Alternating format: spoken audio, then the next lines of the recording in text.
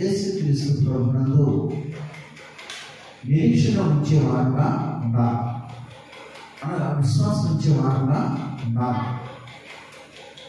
దావీదు అంటున్నాడు, దావీదు నా దేవుని బట్టి నేను ధైర్యం తెచ్చుకుంటున్నాను.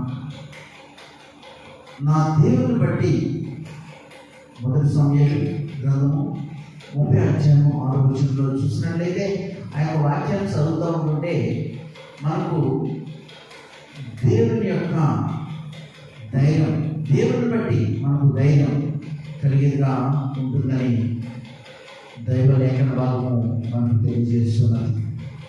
కాబట్టి చాలామంది ఏం చేస్తారంటే మరి తాము ధైర్యపరచుకోకుండా అపజయ తలంపులకు చోటించేవారుగా ఉంటారు, నష్టపోయేవారుగా ఉంటారు.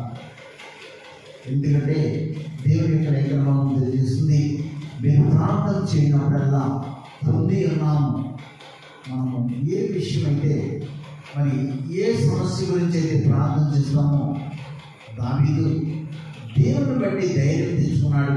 మనము కూడా దేవుని యొక్క లేఖనంలో ఉన్నటువంటి మాటలను బట్టి మనం ధైర్యము తెచ్చుకునేటువంటి వారు ఉండాలి. అదే విశ్వాసం, అదే నిరీక్షణ కలిగినటువంటి వారంగా మనం ఉండేవారంగా ఉండాలి.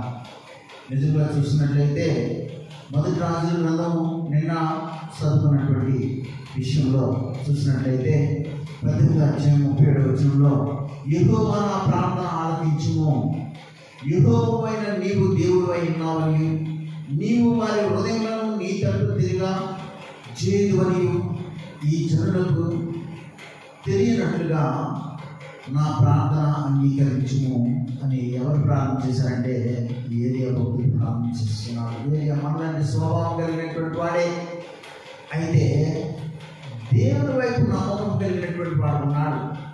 అనేకమైనటువంటి వారిని యేసు ప్రభు వారి వైపు వారి యొక్క హృదయాలు తిరగాలి అన్న ఆలోచన కలిగి ప్రార్థన చేసినప్పుడు నిజంగా చూసినట్లయితే దేవుని యొక్క అగ్ని దిగి వచ్చి దహన బలిని మాత్రమే కాక చుట్టూ ఉండినటువంటి నీటిని సహితం, అక్కడ ఉన్నటువంటి రాళ్లను సహితం మరి కాల్చి వేసినట్లుగా మరి లేఖన భాగం ద్వారా మనకు తెలియజేయవలసింది. మన దేవుడు ఎంతో గొప్ప దేవుడు. మనం కలవరపడే వారు ఉండకూడదు. శోధనలు వస్తాయి, బాధలు వస్తాయి, ఇరుకులు వస్తాయి, ఇబ్బందులు వస్తాయి. అనేకమైనటువంటి ఈనాడు సాతానుడు అపవాది గర్జించే సింహం వల్లే తిరుగులాడేవాడు ఉన్నాడు. అపవాదిని ఎదిరించాలంటే మనము ఏం చేయాలంటే ప్రార్థన చేయాలి. నీవు ఈ యొక్క వాక్యం పెట్టినటువంటి నీవు కలవరపడకూడదు, దేవుని యందు విశ్వాసము ఉంచేలాగా ఉండాలి. కాబట్టి ప్రార్థన ఎంతో బలం కలిగే ఉన్నదని విశ్వసించే వారంగా మనం ఉండాలి. ద్వితీయోపదేశకాండము 20:3 ఒకసారి చదివినట్లయితే ద్వితీయోపదేశకాండము 20:3 ఈ యొక్క వాక్యాన్ని చూపించి నేను ముగిస్తాను. ద్వితీయోపదేశకాండము 20:3 ద్వితీయోపదేశకాండము 20:3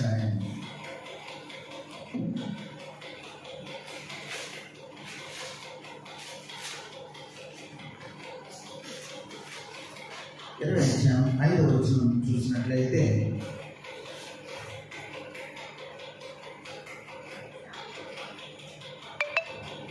మూడవ వచనం చూడండి. ఇశ్రాయేలులారా వినుడి, నేను మీరు మీ శత్రువులతో యుద్ధం చేయుటకు సమీపిస్తున్నారు.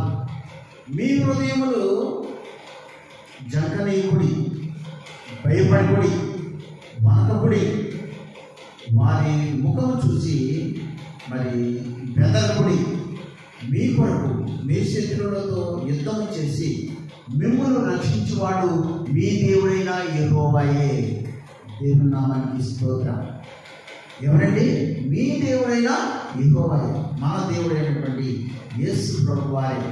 ఇక్కడ చూసినట్లయితే మరి దావీదు దేవుని మనం ఈ యొక్క వాక్యాన్ని బట్టి మనం ధైర్యం తెచ్చుకునేటువంటి వారు ఉండాలి. ధైర్యం తెచ్చుకుంటే దేవుడు మనకు ఎల్లవేళలా తోడుకుంటాడు. నువ్వు ఐధైర్యపడకూడదు, విశ్వసించేవాడు కలవరపడ్డాని ప్రభుపేట తెలియజేసి నా మాటలు ముగిస్తున్న దేవుడు తన మాట తన వెలుగులో దీవించి ఆశీర్వదించును కాక.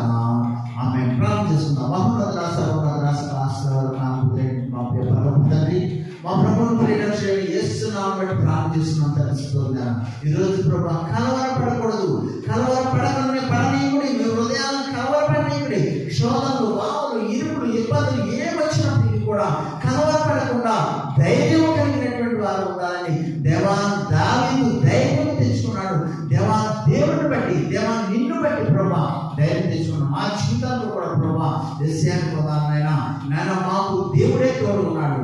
ఆయన మమ్మల్ని ఆశీర్వదించే దేవుడు, ఆయన మమ్మల్ని కాపాడే దేవుడు. మేము బెదిరిపోయే వారుగా కాకుండా ఆయనే మాకు ఎల్లవేళ సహాయకుడు ఉన్నాడని నమ్మకం కలిగినటువంటి వారు ఈ వాక్యం విన్నటువంటి ప్రతి ఒక్కరు కూడా ప్రభా వారి యొక్క హృదయాన్ని కలవరపడకుండా విశ్వాస జీవితంలో ముందుకు కొనసాగి ఉండడానికి ప్రపంచమని సహాయం చేయండి. యేసు పరిశుద్ధ నామమున ప్రార్థన చేస్తున్నాం మా పరమ తండ్రి. ఆమేన్. దేవునికి స్తోత్రం కలుగుగాక.